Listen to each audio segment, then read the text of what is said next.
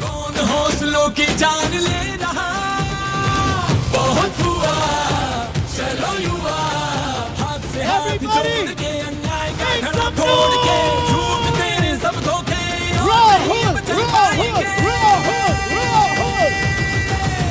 कर युवा ख्वाब ये जल जाएंगे, सिंहासन वो हिल जाएंगे, युवा ख्वाब ये जल जाएंगे, सिंहासन वो हिल जाएंगे। छात्रों की गूंज है ये, छात्रों की गूंज, छात्रों की गूंज है ये, छात्रों की गूंज। हमें सुधारनी है गलतियां बिके हुए ईमान की, हमें उठानी है वो बात जो युवा के सम्मान की, हमें संवारनी है राह कल के हिंदुस्तान की। बहुत हुआ चलो युवा, हाथ से हाथ जोड़ के, जंजीर अन्याय की तोड़ के, झूठ तेरे सब धोखे और नहीं अब चल पाएंगे। कर युवा ख्वाब ये जल जाएंगे, सिंहासन वो हिल जाएंगे, युवा ख्वाब ये जल जाएंगे, सिंहासन वो हिल जाएंगे। छात्रों की गूंज है ये, छात्रों की गूंज, छात्रों की गूंज है ये, छात्रों की गूंज। सिस्टम बदलने के लिए छात्रों की गूंज, शिक्षा व्यवस्था के लिए छात्रों की गूंज, देश के कल के लिए छात्रों की गूंज, तेरे और मेरे लिए छात्रों की गूंज। छात्रों की गूंज है ये, छात्रों की गूंज, छात्रों की गूंज है ये, छात्रों की गूंज। Very good. Please welcome Shri Rahul Gandhi.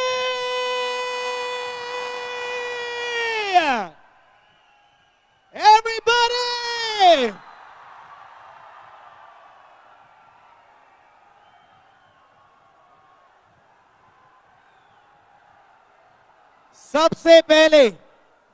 सबसे पहले हमारे वो दोस्त जिनके वजह से आज हम सब यहाँ हैं, श्री राहुल गांधी सबसे पहले एक भावपूर्ण श्रद्धांजलि करेंगे और उनके लिए एक बार जोरदार आवाज हो जाए। श्री मेहता जी।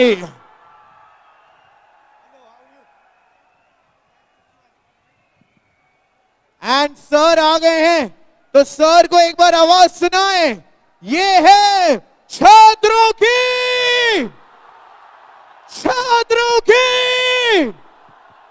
और आखिरी बार छात्रों की।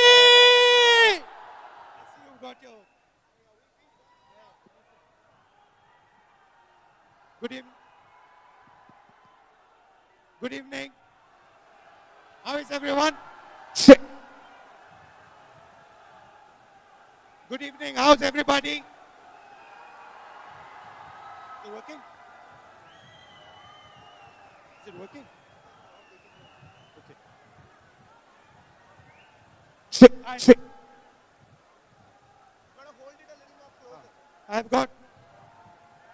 I want to welcome all of you here this evening. Thank you for coming. And thank you for coming specially because it's been a very rainy day here. Lot of slush, lot of difficulty for you to come here, so I really appreciate all of you coming here this evening. What I want to discuss with you is a central issue in India now. It's about the future of our children, the future of our youth.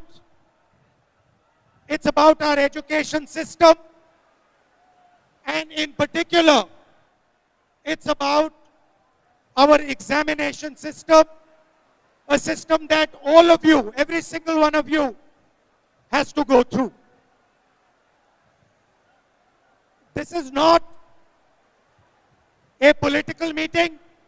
This is a meeting that is about the youth of India, their future, their struggle, and the difficulties they face. Now, I'd like to start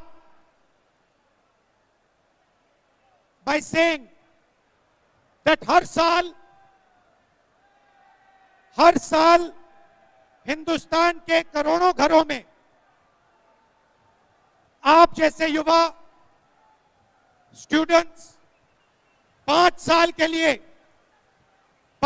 के लिए अपनी normal life को छोड़कर exam की तैयारी करते हो। सही है गलत है? सही है।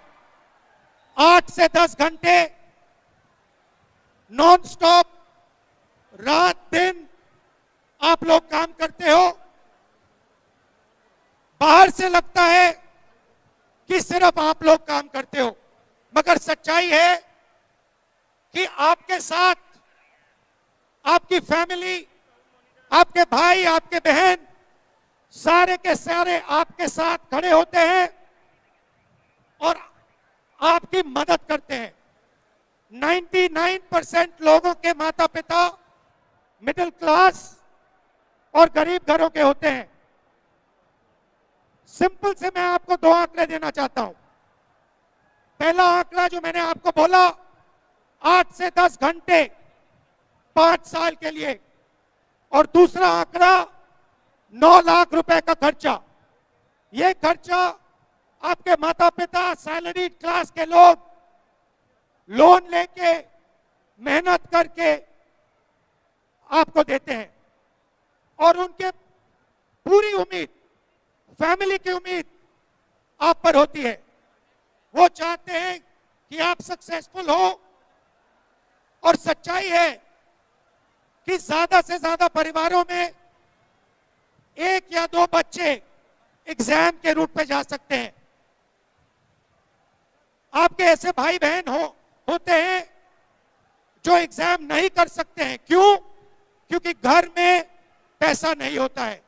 सैलरी क्लास के लिए 5 साल में 9 लाख रुपए बहुत होता है। अगर 2, 3, 4 बच्चों को इस रास्ते पे चलाना हो, उनके पास सिंपली पैसा नहीं होता है। तो इसमें आपकी मेहनत होती है, आपके माता पिता, आपके भाई बहनों का त्याग होता है। इस बात से आप सहमत हैं? अब सवाल उठता है कि हिंदुस्तान में करोड़ों युवाओं को इस रास्ते पे क्यों चलना पड़ता है? और उसका जवाब बहुत सिंपल है। जवाब है कि हिंदुस्तान में जैसे बाकी देशों में रोजगार के अलग अलग दरवाजे होते हैं। एक दरवाजा होता है मैन्युफैक्चरिंग का, दूसरा दरवाजा होता है एंटरप्रेन्योरशिप का, तीसरा दरवाजा होता है कॉर्पोरेट जॉब का, चौथा दरवाजा होता है पब्लिक सेक्टर का, और नॉर्मली 5 में से 1 दरवाजा होता है सरकारी नौकरी का। मगर दुख की बात है कि हिंदुस्तान में 5 में से 4 दरवाजे आपके लिए बंद हैं।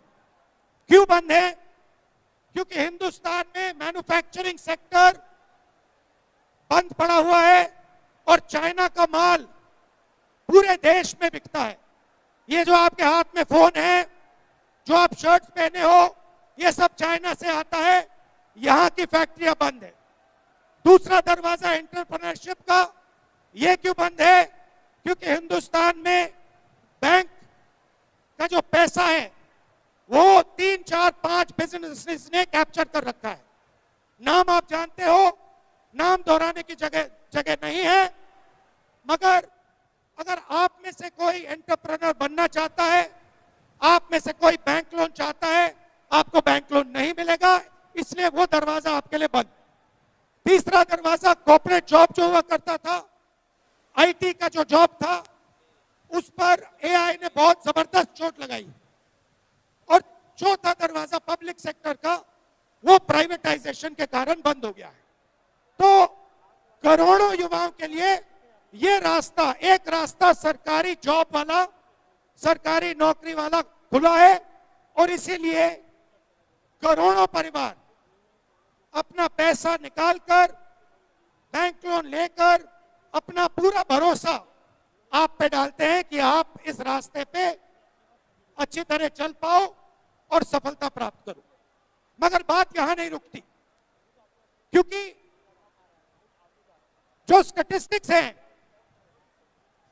वो सारा का सारा रिवील कर देते हैं। इस रास्ते पे 6 करोड़ लोग, इस दरवाजे में 6 करोड़ लोग घुसने की कोशिश करते हैं। 6 करोड़ लोग एग्जाम लेने की कोशिश करते हैं, मगर उनके सामने छोटे छोटे दरवाजे हैं। कौन से दरवाजे? फाइनेंशियल कॉस्ट का मैंने आपको बताया, 9 लाख रुपए।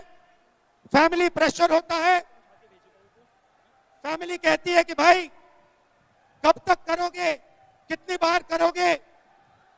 एज लिमिट आता है, एक एज के बाद ये आप कर ही नहीं सकते। तो सिंपल स्टैटिस्टिक्स में आपको आज देना चाहता हूं, 9 करोड़ एस्पिरेंट्स में से 6 लाख एस्पिरेंट सक्सेसफुल होते हैं। अब ये बहुत बड़े नंबर हैं, इसको मैं थोड़ा सिंप्लीफाई कर देता हूं। 150 युवाओं में से एक युवा सफल होगा। मतलब नॉर्मली आपके क्लास में 50 बच्चे होते थे स्कूल में, 50 बच्चों में से आप एक बच्चा फर्स्ट आ सकता है। अगर उन 3 क्लासेस में से आप फर्स्ट आते, तभी आप इस रास्ते पे चल सकते हो। बाकी लोग जो सेकंड आते थे, थर्ड आते थे, फोर्थ आते थे, वो सारे के सारे इस दरवाजे को पार नहीं कर पाएंगे। मगर सच्चाई यहां भी नहीं रुकती है, क्योंकि आपके सामने एक बहुत बड़ा दरवाजा है। कौन सा दरवाजा? यह दरवाजा, कि सचमुच में एक रास्ता नहीं है, सचमुच में 2 रास्ते हैं। और आप सब ये जानते हो, जानते हो, जानते हो। एक रास्ता जो आपको ऊपर दिख रहा है, ईमानदारी का रास्ता, मेहनत का रास्ता। इस पे आपको फाइनेंशियल कॉस्ट सहनी पड़ेगी, इस पे आपको फैमिली प्रेशर लगेगा, इस पे आपको एज लिमिट आएगा, इसके लिए आपको 8 घंटा 5 साल के लिए मेहनत करनी पड़ेगी। और दूसरा रास्ता, अगर आपके पास पैसा है, अगर आप भ्रष्ट हो, अगर आप ईमानदार नहीं हो, और अगर आप चोरी करके इस दरवाजे से निकलना चाहते हो, तो एक दूसरा छुपा हुआ रास्ता है, पेपर लीक वाला रास्ता। इस रास्ते में अगर आपको इस रास्ते पे चलना है, सिंपल सी बात है, अगर आपको इस रास्ते पे चलना है, पहला क्वालिफिकेशन, आपके माता पिता मिडिल क्लास या गरीब नहीं हो सकते। दूसरा क्वालिफिकेशन, आपको ईमानदारी से काम नहीं करना। अगर आपको बेईमानी करनी है तो आप ये रास्ता चुन सकते हो। अब 99.9% लोग, हमारे जो स्टूडेंट्स हैं, वो ईमानदार हैं, वो इस रास्ते में नहीं चलते हैं। मगर 1% लोग सिस्टम का प्रयोग करके इस रास्ता का यूज करते हैं, और बाकी सारे के सारे युवाओं को नुकसान होता है। तो 4 तरीके के आपके सामने अन्याय हो रहे हैं, 4 अन्याय हो रहे हैं। पहला अन्याय, शिक्षा की कॉस्ट 9 लाख रुपए। दूसरा अन्याय, 5 दरवाजों में से 4 दरवाजे बंद। तीसरा अन्याय, 150 बच्चों में से सिर्फ एक लड़का या लड़की सफलता प्राप्त कर सकते हैं। और फाइनल और सबसे गंदा अन्याय, पेपर लीक का अन्याय। यह सच कि एक रास्ता नहीं है, 2 रास्ते हैं। आज का हमारा जो डिस्कशन है वो इस सवाल पर है, पेपर लीक पर है। पेपर लीक कैसे होता है, कौन करता है, और प्रपोज सॉल्यूशंस क्या हो सकते हैं। अब मैं आप में से 2-3 लोगों से बात करना चाहता हूं। वेलकम, कैसे हैं आप? बढ़िया सर। हाउ यू कैसे हैं? आगे आ जाइए। यहाँ आ जाइए, थोड़ा इंट्रोड्यूस करिए अपने आप को। लगाओ लगाओ, ट्राई करो। Good evening everyone. Good evening everyone. मेरा नाम कल्पना जोशी है और मैं उत्तराखंड के सरकारी परीक्षाओं की तैयारी करती हूँ। Hello everyone, good evening. My name is Aarti Bhandari. मैं भी आप लोगों की तरह उत्तराखंड की गवर्नमेंट तैयारी कर रही हूँ। Hello everyone, my name is Tanish Kandpal. I am a NEET aspirant. Hello, उसको भैया थोड़ा पास पकड़िए। नमस्कार सभी को। मैं हसमुख यादव गया जी बिहार से आया हूँ और सर से कुछ बात करना है इसी पर। तो अभी ये हमारे जो 4 मित्र हैं, ये सब इस रास्ते पे चले हैं, तो मैं थोड़ा सा आपका एक्सपीरियंस क्या था, कैसे था, थोड़ा सा आपसे सुनना चाहता हूं। सर मैं थोड़ा जोर से, क्योंकि वो सुनाई नहीं दे रहा वहां पे। सर मैं बीपीएससी स्टूडेंट हूँ। टीआरई 3 दिया था, उसमें क्वेश्चन लीक हो गया। उसके बाद 3 महीने 1 साल बाद बीपीएससी एआईडी जब एग्जाम दिया, उसका भी क्वेश्चन लीक हो गया। हम स्टूडेंट इतना मेहनत से, इतना कष्ट सह करके तैयारी करते हैं और ये सरकार का जो रवैया है, बार बार क्वेश्चन लीक हो जाना, उसका कोई प्रशासनिक व्यवस्था अच्छा नहीं होना, जिससे हम सभी छात्र बहुत ज़्यादा दुखी होते हैं और दूसरे बार तैयारी करने का हिम्मत नहीं करता है। ये डर लगता है कि फिर कहीं क्वेश्चन लीक हो जाए और उसका शिकार पूरे बिहार के और पूरे भारत के लड़का भुगत रहे हैं क्वेश्चन लीक की वजह से। तो आपको क्या लगता है पेपर लीक के बारे में? सर मैंने जब तैयारी शुरू की थी 2020 में तैयारी शुरू की थी। 2022 में मैंने एग्जाम दिया था पहला अपना। तो जब मैंने एग्जाम दिया था तो एग्जाम सेंटर के बाहर आते ही हमको पता चला कि पेपर लीक हो गया है। तो उसके बाद जितने भी उस टाइम 2022-23 में जितने भी एग्जाम हुए, उसमें से 13 पेपर रद्द हुए थे, क्योंकि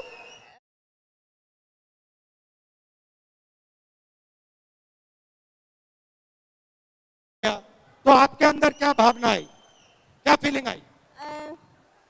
ऐसा लगा था, हमने पूरी की थी उस टाइम पे, तो पूरी ऐसा लगा था कि पूरी मेहनत बर्बाद हो गई है। जिन सपनों को लेके हम यहाँ पढ़ने के लिए आ रखे थे, वो सारे सपने हमारे टूट गए हैं।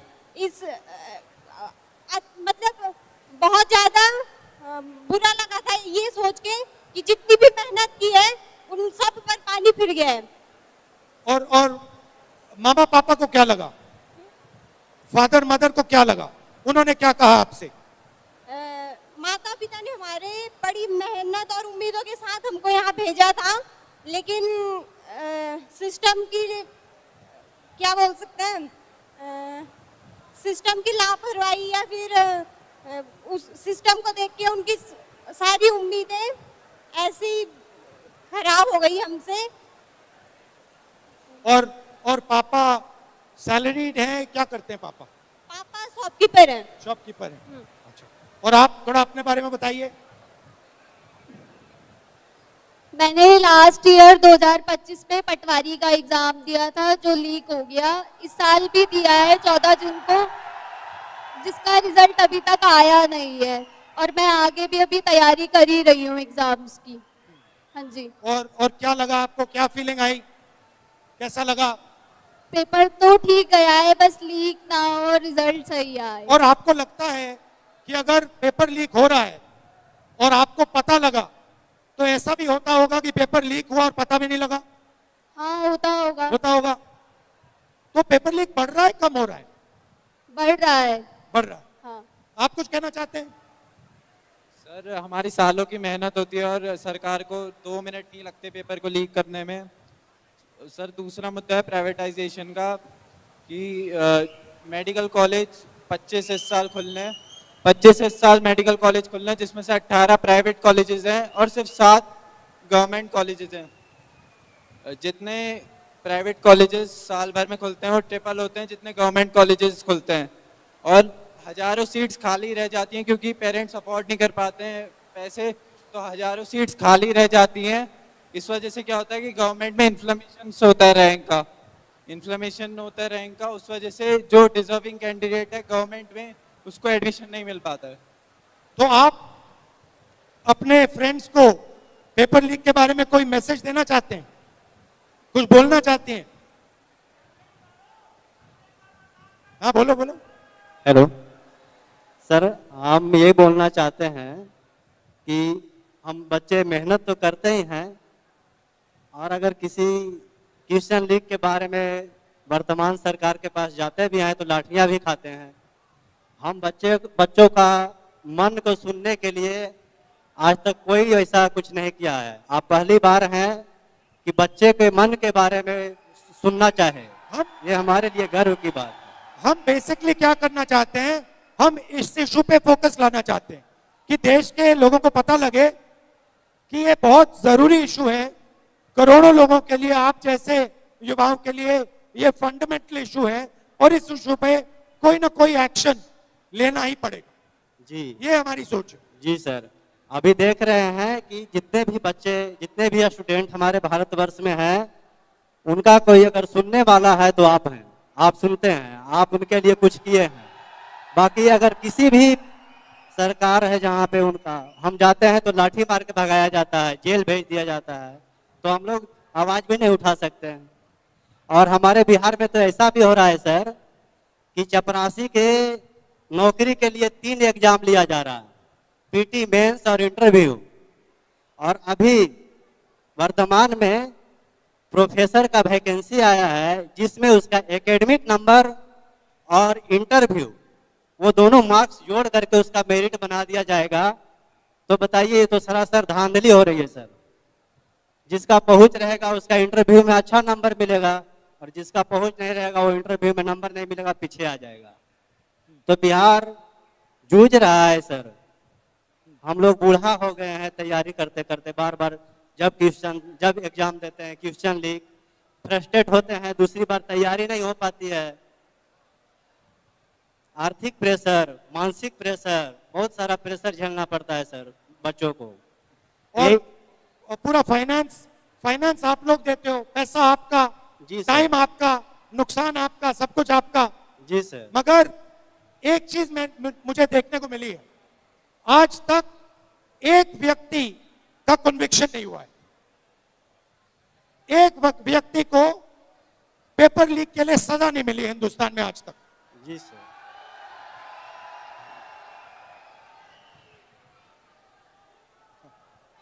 सर, मैं सभी लोगों से ये कहना चाहूंगी कि हम लोग दिन रात मेहनत करके पेपर तो पास कर सकते हैं, लेकिन सिस्टम से नहीं जीत सकते। पेपर तो पास कर लेंगे लेकिन सिस्टम के आगे हार जाएंगे। तो ऐसी मेहनत करके कोई फायदा नहीं अगर बार बार पेपर लीक्स होंगे तो। अच्छा, आजकल रेट कार्ड भी है। जैसे रेस्टोरेंट में आप जाते हैं, मेन्यू कार्ड होता है, तो आजकल एग्जाम्स का भी मेन्यू कार्ड है। देखिए, NEET exam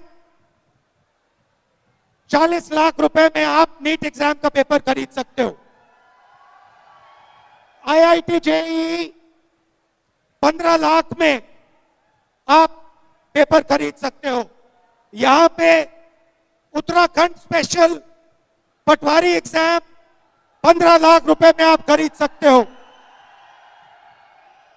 Bihar teacher recruitment 10 lakh में खरीदा जा सकता है। Orissa sub inspector exam 25 lakh रुपए। और ये हमने 4-5 उदाहरण दिए हैं, मगर ऐसे हर स्टेट में, हर एग्जाम में उदाहरण है। Thank you, thank you, thank you.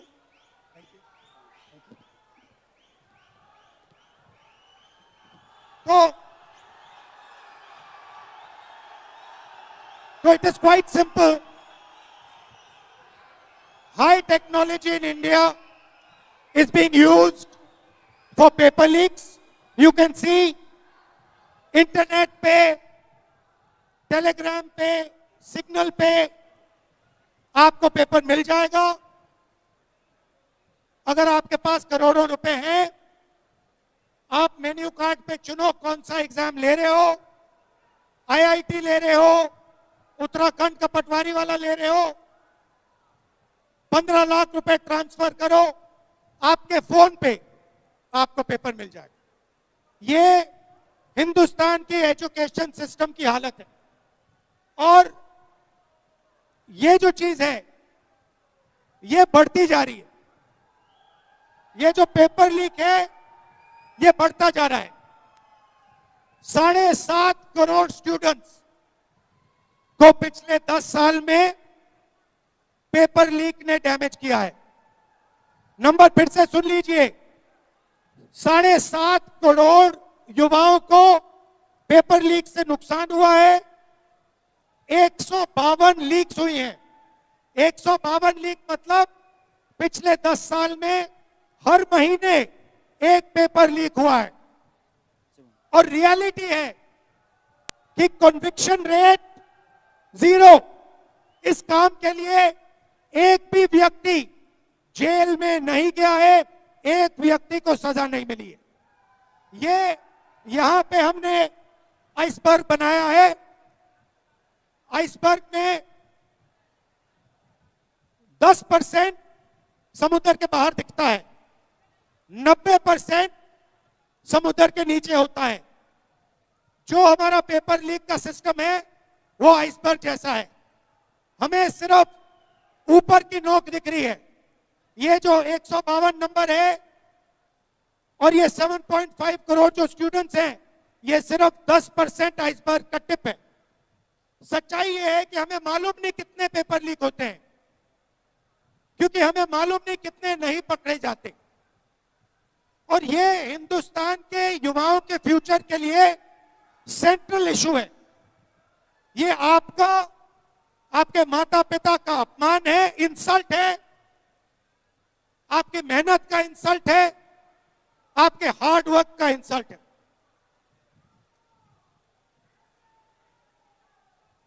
And now, sir, before we move on, How are you? Dehradun हमारे साथ आज यहाँ पर, और मैं चाहता हूं अब आप सब ध्यान दें और ध्यान से सुने। देखो, paper leak sir, by your permission, paper leak होना, रीअपियर करना मेहनत का एक हिस्सा है। लेकिन सर ने जो आज स्टेज पर यहां पर आए हैं, आप ही की एक दोस्त हैं रिया कुमारी, उन्होंने अपनी जान दे देना ज्यादा इजी समझा रीअपियर करने से।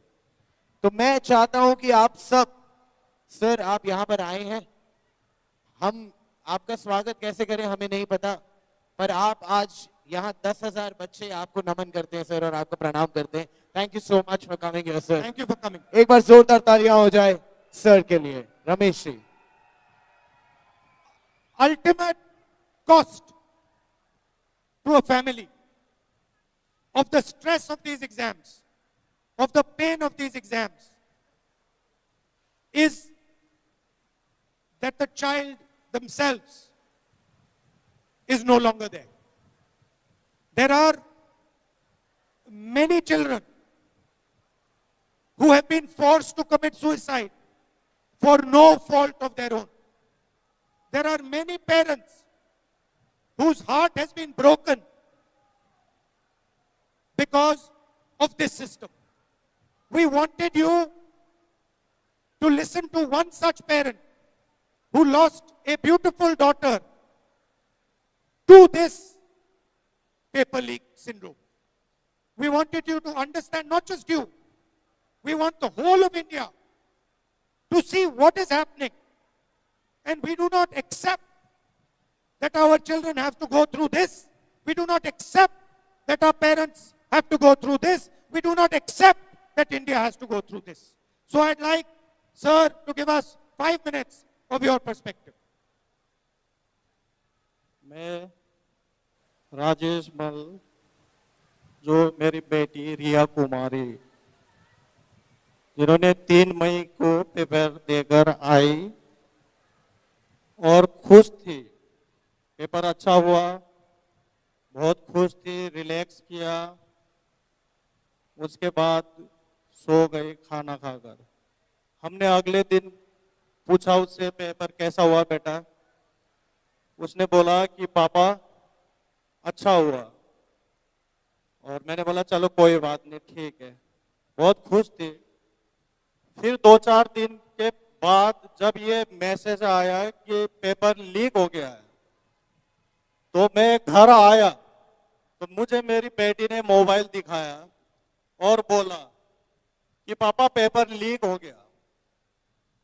मैंने बोला अरे नहीं, पेपर लीक नहीं हुआ होगा, ऐसे ही वो होगा, खबर झूठी होगी। उसने बोला नहीं नहीं पापा, पेपर लीक हो गया। ये हम लोगों के साथ धोखा होता है, हर हमेशा ऐसे लीक हो जाता है और हम लोग मेहनत करते हैं लेकिन नतीजा हम लोगों के फेवर में नहीं आता कभी भी। तो वो परेशान हो गई। फिर बोला कि दोबारा पेपर होगा। दोबारा पेपर के उसमें वो थोड़ा चिड़चिड़ी हो गई। एनटीए जो ये पेपर कराती है, एनटीए के ऊपर वो बहुत नाराज हुई।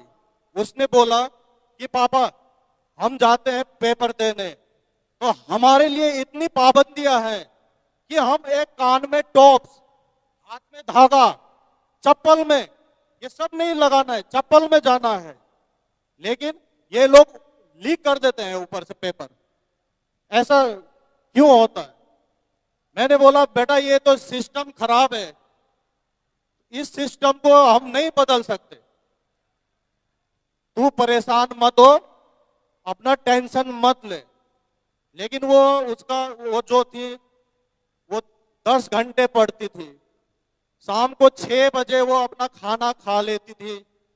खाना खाकर वो ज्यादा कुछ ना खा के खाली फ्रूट्स जूस पीती थी, बोलती थी पापा नींद आता है इसलिए मैं नहीं खाती।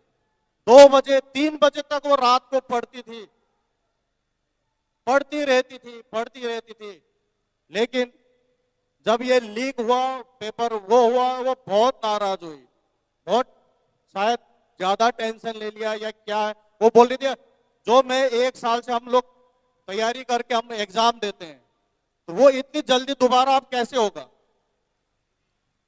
अब मैंने तो समझाया उसे, बेटा आगे कुछ वो मत कर, टेंशन ज्यादा मत ले, रहने दे बेटा, अब सबके साथ ही हुआ है। लेकिन वो बहुत नाराज थी एनटीए से। मैं सर को यही बोलना चाहता हूं कि सर ये शिक्षा प्रणाली जो भी है इसको थोड़ा सरल बनाइए। जो आज मेरी बेटी के साथ हुआ, मेरे साथ जो हुआ, वो किसी दूसरे के साथ ना हो। मेरी बेटी आज मेरे यहाँ नहीं है तो वो ना हो ऐसा। सर आप संसद में आवाज उठाइए और ये न्याय दिलाइए सबको, ऐसा किसी बच्चे के साथ ना हो। मैं बस यही आपसे विनती करता हूं सर। मेरी बेटी मुझे बहुत प्यारी थी, मैं नहीं रह पा रहा हूं उसके बिना, बहुत मुश्किल से जी रहा हूं और मैं बड़े मुश्किल से आया हूं, उसी के लिए मैं यहाँ आया हूं कि कम से कम सर आवाज तो उठा सकते हैं सदन में। आज इतने दिन हो गए लेकिन ये मैं वही देख रहा था कि मेरी बेटी के साथ साथ और भी बच्चे हैं जिन्होंने अपनी जान दी है, उनके लिए एक मैसेज तक नहीं है कि श्रद्धांजलि नहीं है, उनको एक कुछ मैसेज नहीं है। कम से कम आप इस्तीफा मत दो, कम से कम श्रद्धांजलि तो दे दो बच्चों को। मैं बस सर ज्यादा तो कुछ कह नहीं पाऊंगा, मैं आपसे थोड़ी उम्मीद है, वो उम्मीद को जगाए रखिए, यही मेरी आपसे विनती है सर।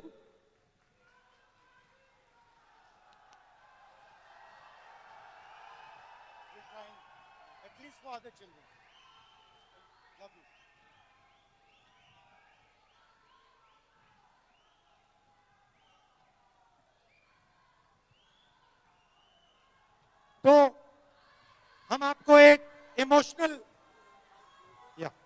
आपको एक इमोशनल एग्जाम्पल देना चाहते थे। मैं दिल से धन्यवाद करता हूं क्योंकि ये आसान काम नहीं था। यहां आकर अपना दुख रखना, अपने बेटे के बारे में बोलना, मगर जो इनके साथ हुआ है, और उन्होंने बड़ी इंटरेस्टिंग बात बोली कि बेटी की डेथ के बाद कोई मैसेज नहीं, कोई चिट्ठी नहीं, कोई अपॉलॉजी नहीं। क्यों? क्योंकि अब ये पूरा का पूरा सिस्टम के अंदर घुस गया है, स्ट्रक्चर के अंदर घुस गया है, और पूरा का पूरा सिस्टम जो है वो पेपर लीक में इन्वॉल्व, ऊपर से लेकर नीचे तक।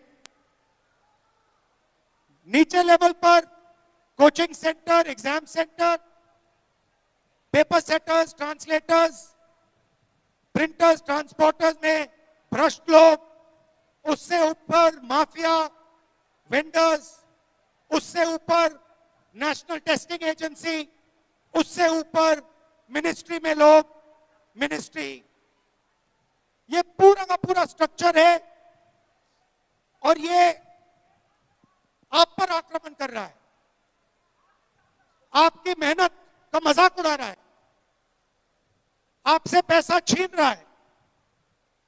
9 लाख रुपए हर फैमिली के जेब से छीन रहा है, और फिर दूसरा रास्ता बनाकर पेपर लीक करके आप सबको ठग रहा है। दूसरी तरफ मीडिया शादी की बात करेगी, चीता की बात करेगी, मगर पेपर लीक की बात कभी नहीं करेगी। तो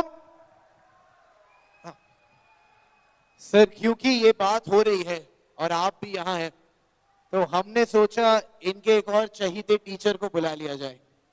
आप इन्हें YouTube पे बहुत प्यार देते हैं और ये मैथमेटिक्स के गुरु हैं आपके, तो हमने सोचा कि राहुल सर आए हैं तो आपके एक और सर को बुला लेते हैं। प्लीज वेलकम अभिनय Sharma. Come on everyone for अभिनय सर। नमस्कार, थैंक यू राहुल जी। आज लीडर ऑफ अपोजिशन और हम जैसे शिक्षकों को अगर पेपर लीक पे ऐसे इवेंट करने पड़ रहे हैं, तो आप सोचिए पेपर लीक कितना बड़ा उद्योग है। और आप कहते हैं आवाज उठाना गलत है। आज मैंने बहुत हिम्मत की, जब मैं यहाँ आ रहा था तो तमाम टीचरों ने मुझे कहा कि आप लीडर ऑफ अपोजिशन के साथ देखेंगे। ये कैसा डर है? मैं इस डर को भी तोड़ने आया हूं कि हम सब मिलकर के अगर देश हित की बात होगी, पेपर लीक की बात होगी, तो हम ये आवाज उठाएंगे। और बगावत किसको करनी है? ये हक की लड़ाई है तुमसे, और ये हम हक लेकर रहेंगे। आज आपने बात सिस्टम की क्या है सिस्टम? जो पेपर बना रहे हैं, जो पेपर पहुंचा रहे हैं, जिनकी निगरानी में पेपर हो रहा है और उसके बाद लीक हो जा रहा है, ये सभी तो सिस्टम है। और आप कह रहे हैं सिस्टम फेल हो गया। कहने का मतलब है कि तुम जिन लोगों को जिम्मेदारी दे रहे हो वो जिम्मेदारी ठीक से निभा नहीं रहे, और तुम क्या कह देते हो? सिस्टम फेल हो गया। रेल अच्छी दौड़ रही है तो सरकार को श्रेय चाहिए। सब कुछ, everything in this country is happening good in the नेतृत्व of प्रधानमंत्री। लेकिन जब प्रॉब्लम आ जाएगी, सिस्टम जिम्मेदार है। तब सिस्टम क्यों?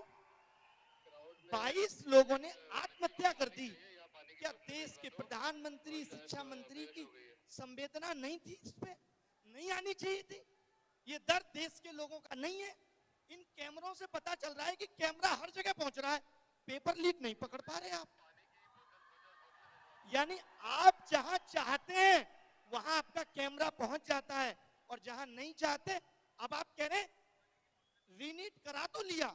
ये तो वही बात हो गई, एक चोर 10 साल में 80 चोरी करता है, एक बार अपने उससे चोरी किया हुआ धन छीन लिया, बस काम खत्म हो गया। ये कैसा न्याय है साहब? एक इंसान को भूख सिर्फ रोटी की नहीं है, उसकी पूरी आगे आने वाली पीढ़ी इस पेपर लीक से प्रभावित होगी। मैं ये मानता था, राहुल जी आपके सामने कह रही हूं कि my PM is very visionary. ये कैसा विजन था कि हम नकली डॉक्टर बना रहे हैं, हम नकली इंजीनियर बना रहे हैं, और फिर हम आगे आने वाले 10 साल पे इस पे चर्चा कर रहे होंगे फला पुट टूट गया, और ऐसा होना शुरू हो गया है। ये क्यों हो रहा है? क्योंकि हम पेपर लीक नहीं रोक पाए। आप बात बात पे कहते हैं कि नेशनल सिक्योरिटी पे खतरा है, और जो बीएसएफ के एग्जाम में पेपर लीक से बंदा पहुंच रहा है, असली खतरा तो ये है नेशनल सिक्योरिटी पे। इस पे आपका ध्यान नहीं है, क्योंकि आप इसे ठीक नहीं करना चाहते। बात मनसा की है। आप जब पेपर लीक की आवाज, कोई भी पेपर लीक की आवाज अगर युवा उठाता है तो सबसे पहले सरकार आके उसका बचाव करती है। नहीं, पेपर लीक नहीं हुआ, यानी आप पेपर लीक का नुकसान उठाएंगे, आप ही को साबित करना है कि पेपर लीक हुआ है कि नहीं, और सरकार नहीं मानेगी तो आपको कोर्ट जाना है, और कोर्ट का न्याय तो आपको पता ही है कि कितना न्याय मिलेगा आपको। तो ये दर्द पे आवाज कौन उठाएगा, इस दर्द को ठीक कौन करेगा? यही तो असली देशभक्ति है, जो ये सोच पा रही है कि अगले 10 साल बाद का भारत कैसा होगा। हमें आपने बहुत सपने दिखा लिए, अब 2047 के विकसित भारत का सपना हम सब पूरा करेंगे। कैसे?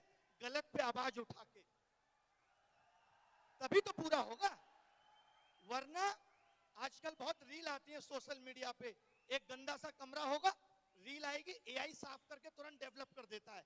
वरना 2047 में हम लोग रील में देखेंगे भारत क्या है, पूरे भारत को 30 सेकंड में डेवलप कर देगी।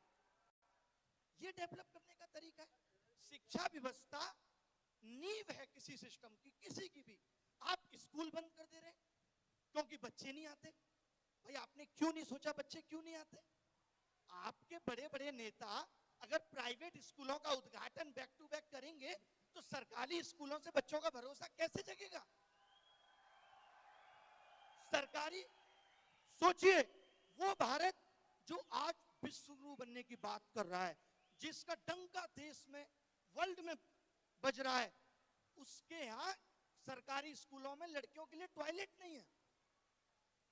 जिस शिक्षा मंत्री को शिक्षा के अंदर इनोवेशन डालना था, स्किल डालना था, सीएजी की रिपोर्ट कहती है कि प्रधानमंत्री विकास कौशल योजना में 10,000 करोड़ का घोटाला हुआ है। आप सोचिए, डालोगे। न्यू एजुकेशन पॉलिसी लाए आप, ठंडे बस्ते में पड़ी है, कितनी इंप्लीमेंट कर ली? आपको तो फुर्सत ही नहीं है कि कभी आप बता सकें कि इंप्लीमेंट हुई कितनी है। आपने कहा हम कॉमन एंट्रेंस टेस्ट लाएंगे। मैं कुछ एक आंकड़े राहुल जी आपके सामने बताना चाहता हूं। आपने भी कुछ पेपर भारत में अगर दिए हो या आप लोगों ने दिए हो, तो आज से 10 साल पहले नोटिफिकेशन आता है। जब भी कोई एग्जाम निकलेगा नोटिफिकेशन में क्या होना चाहिए? अगर आप चैट जीपीटी से भी पूछेंगे तो वो बताएगा फॉर्म भरने की last date, form fees, exam tier 1 कब होगा, टीयर 2 कब होगा, ये होना चाहिए। पता है इनके नोटिफिकेशन में आजकल क्या मिलता है? 20 दिन है, जल्दी से फॉर्म फीस इतनी देके भर दो। ये एग्जाम की डेट देना भूल गए नोटिफिकेशन में। और ये पता है क्या देते हैं? ये कहते हैं पेपर तो हम तुम्हारा 100 रुपए में करा लेंगे, लेकिन जब कोई गलत सवाल हो और आप बताने आओ तो 250 रुपए लाना पर क्वेश्चन। दिस इज कॉल्ड असली पेपर लीक उद्योग चल रहा है भारत में। ऐसे ही एनटीए 500 करोड़ रुपए 4 साल में नहीं कमा ले रही। ये एजेंसियां हम जैसे आप जैसे लोगों से पैसा वसूलने के लिए बनाई गई थी। आप पैसा वसूलने के लिए एग्जाम करा रहे हैं, या आप भारत का भविष्य सुनहरा कर रहे थे? आपने ध्यान नहीं दिया। नीट जैसे एग्जाम में, नीट का एग्जाम कितना बड़ा एग्जाम है, क्या उसमें गलत सवाल ना हो इसकी जिम्मेदारी सरकार नहीं ले सकती? ये कहते हैं ये गलत सवाल पे 250 रुपए लेंगे आपसे, गलती तुम करो और पैसा हम देंगे तुम्हारी गलती सुधारने का। और फिर लोग कहते हैं शिक्षा मंत्री की क्या गलती है, सिस्टम में कमी है, शिक्षा मंत्री ने पेपर लीक नहीं किया। तो शिक्षा मंत्री ने तो पेपर बनाया भी नहीं है, जरूरत ही नहीं है शिक्षा मंत्री की, सिस्टम ही रहने दीजिए। क्यों रहना है शिक्षा मंत्री, बनाना क्यों है? आप कुछ कहना चाहते हैं राहुल जी, आप कुछ कहना चाहते हैं? नहीं, आप काफी पैशनेट हैं इस चीज के बारे में। जो आप कह रहे हैं उससे मैं सहमत हूं। मैं कोचिंग बंद कर चुका हूं, 6 साल हो गए मुझे केवल और केवल इस पेपर लीक उद्योग, एजुकेशन सिस्टम और एग्जाम सिस्टम को सुधारना है। और दुनिया के किसी भी मंच से अगर शिक्षा व्यवस्था की बात होगी तो मैं जरूर मिलूंगा। मुझे अब नहीं काम करना है, मेरा जिंदगी का थ्रिल इसी में है कि मैं चाहता हूं कि ये पेपर लीक ठीक, बट एक चीज पे तो कंसेंसस हो सकता है, पॉलिटिकल कंसेंसस हो सकता है। देखिए, राजनीति छोड़ दीजिए, बिल्कुल पॉलिटिकल कंसेंसस हो सकता है कि पेपर लीक को, एक छोटा सा स्टेप है, बट पेपर लीक को हमें खत्म कर देना चाहिए। फर्स्ट स्टेप, ये तो कंसेंसस हर पार्टी में हो सकता है, और इस कंसेंसस को डेवलप करना और इसको इंप्लीमेंट करना सबकी जिम्मेदारी है। इससे आप भी अग्रीमेंट में हो, मैं भी हूं, और सारे लोग अग्रीमेंट में हैं। राहुल जी, एक बात कहना चाहूंगा मैं, मुझे बड़ा दुख है, आप लोग भी ऐसी चीजों का विरोध करिए जहां लोग ये कहते हैं कि पेपर लीक में राजनीति आ रही है। क्या पेपर लीक इस देश का राजनीतिक मुद्दा नहीं है ना भाई? तो क्या आप ये मानते हो कि पेपर लीक के लिए सत्ताधारी पार्टियां कभी आवाज उठाएंगी? नहीं, क्यों उठाएंगी? वो तो पैसा बना रही है इससे। तो पेपर लीक पे आवाज विपक्ष, हम जैसे शिक्षक ही उठाएंगे। तो कोई आपको कहता है कि पेपर लीक पे क्यों बोल रहे हैं? क्योंकि इनको देश की चिंता है, हमें देश की चिंता है। तो इससे मत डरिए। लोग कहते हैं मैं नहीं डरता इन बातों से, मैं आया हूं पेपर लीक पे बोलने। मेरा किसी पार्टी विचारधारा से कोई मतलब नहीं है, मेरी विचारधारा देश हित है और उसी के लिए काम करेंगे। Thank you Rahul. Thank you brother, nice to meet you, thank you very much. Thank you. तो कंक्लूड करने के लिए देखिए, हमने आज प्रॉब्लम डिफाइन की है। थोड़ा सा मैं सॉल्यूशन के बारे में बोलना चाहता हूं। सबसे पहले जो हमारा टेस्टिंग सिस्टम है वो 20th सेंचुरी छोड़िए, वो 19th सेंचुरी का टेस्टिंग सिस्टम है। हमें सबसे पहले 21st सेंचुरी का टेस्टिंग सिस्टम चाहिए। इसका मतलब क्या है?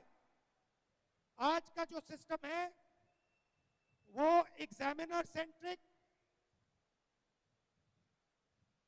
Government centric, testing centric system है। हम स्टूडेंट सेंट्रिक सिस्टम चाहते हैं। जो टेस्टिंग सिस्टम बने, आपके लिए बने, फ्लेक्सिबल सिस्टम हो, आपके लिए बने, आपके इंटरेस्ट का सिस्टम हो, सिक्योर क्वेश्चन बैंक हो और रैंडमाइज्ड क्वेश्चन पेपर हो। आजकल टेक्नोलॉजी के माध्यम से हम क्वेश्चन पेपर को रैंडमाइज कर सकते हैं। एक ही हॉल में अलग अलग स्टूडेंट्स को रैंडमाइज पेपर दिया जा सकता है। जीमैट में, एसएटी में यह सिस्टम लागू किया जाता है और यह टेस्टेड सिस्टम है। दूसरी बात, हिंदुस्तान में सारे के सारे एग्जाम एक दिन होते हैं। अगर हम टेक्नोलॉजी का प्रयोग करें, रैंडमाइज करें, तो हम एग्जाम को एक दिन नहीं मगर अनेक दिन पे दे सकते हैं। तो सिस्टम में फ्लेक्सिबिलिटी होनी चाहिए। रैंडमाइजेशन और टेक्नोलॉजी के माध्यम से हम पेपर लीक को एलिमिनेट कर सकते हैं। दूसरी बात, जो हमारे एजुकेशन इंस्टीट्यूशंस हैं ये इंडिपेंडेंट होने चाहिए। शिक्षा में, शिक्षा की इंस्टीट्यूशंस पर किसी भी पॉलिटिकल पार्टी का या संगठन का कब्जा नहीं होना चाहिए। वाइस चांसलर्स एक संगठन के नहीं होने चाहिए। नेशनल टेस्टिंग एजेंसी के जो इंचार्ज हैं वो एक राजनीतिक संगठन के नहीं होने चाहिए। दूसरी बात, एग्जाम देना सरकार का काम है, ये प्राइवेट कंपनी का काम नहीं हो सकता है। प्राइवेट कंपनी के पास प्रॉफिट मोटिव होता है, वो सब चीज से पैसा बनाना चाहते हैं और एग्जामिनेशन का देने का काम उनका नहीं होना चाहिए, सरकार का होना चाहिए। और अगर कोई पेपर लीक करे तो एकदम कन्विक्शन होना चाहिए, पनिशमेंट होनी चाहिए। फाइनली पेपर लीक होता है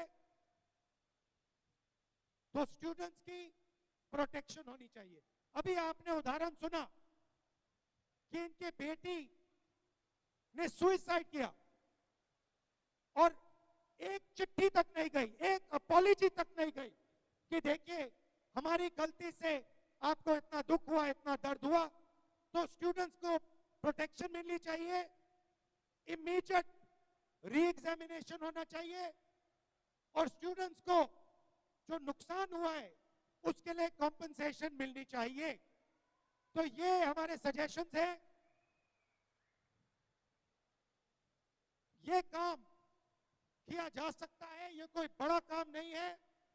आज की टेक्नोलॉजी के साथ, रैंडमाइजेशन के साथ हम ये काम आसानी से कर सकते हैं और मैं चाहता हूं कि जल्दी से जल्दी ये काम हिंदुस्तान में आपके साथ मिलकर किया जाए कि ये जो दुख हो रहा है, जो दर्द आपको हो रहा है, ये हमेशा के लिए बंद हो जाए और हमारे एजुकेशन सिस्टम में, टेस्टिंग सिस्टम में फेयरनेस आ जाए।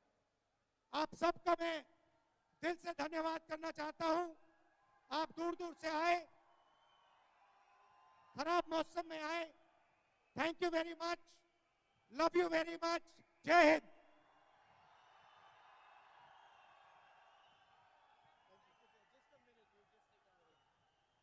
वेल देहरादून, प्यार देने का समय अभी आ चुका है। Make some noise.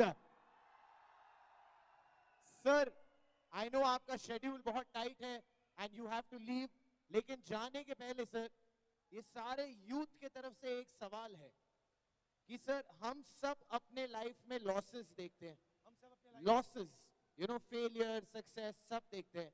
आप भी अपने लाइफ में फेलियर्स देखते हैं, सक्सेस देखते हैं। But if there's one thing we know Rahul Gandhi as, is you never give up. You always show up. He always makes it happen. So sir, इतने सारे स्टूडेंट्स को आप क्या कहना चाहेंगे? ये कमबैक कैसे होता है? कमबैक ऐसे होता है कि inside every loss is a victory. Inside every victory is a loss.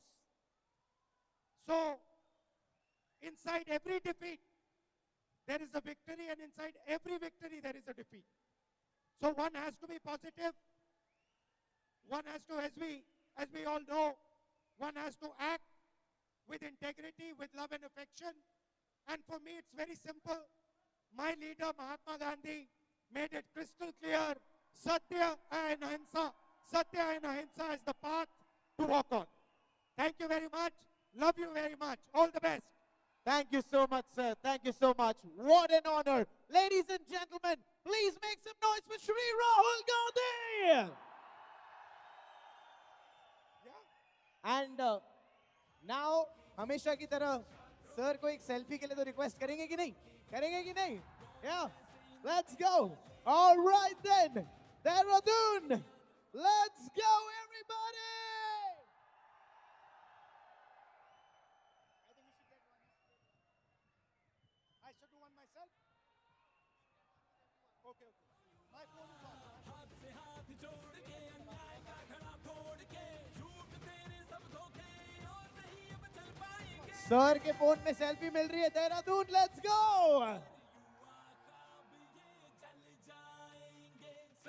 आवाज हो जाए, आवाज हो जाए।